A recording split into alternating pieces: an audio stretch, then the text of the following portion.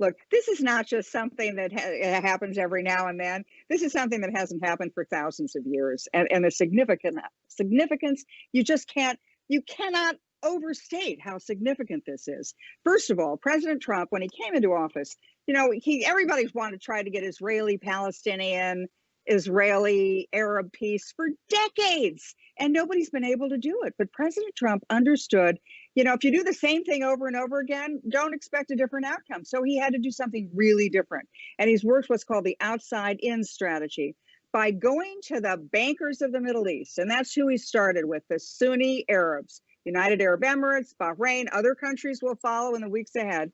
He has crafted with them a peace agreement between them and Israel. So not only is it going to be good for the region, in other words, peace is going to, in the region, all of these countries can then proceed with economics, they can proceed with social development in their own countries, modernization, their societies, of their economies, but it's particularly good for the United States. Anybody notice lately why gas prices are so low?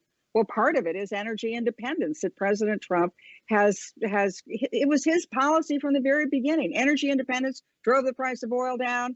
We have less money that they're taking out of our pockets. But the other thing is for 20 years, we have fought wars in the Middle East to guarantee the supply of oil and to deal with terrorists. In one swoop, President Trump not only guarantees the supply of oil, but he also has cut the knees out from under the people who support terrorism in the Middle East. This is a historic agreement, and in addition to finally, it isolates Iran. And it is such a contrast with what the Biden administration would do if Biden were president. He'd go right back to Iran. He would undo this deal, which is good for the Middle East, for Jews, for Arabs, and particularly for Americans.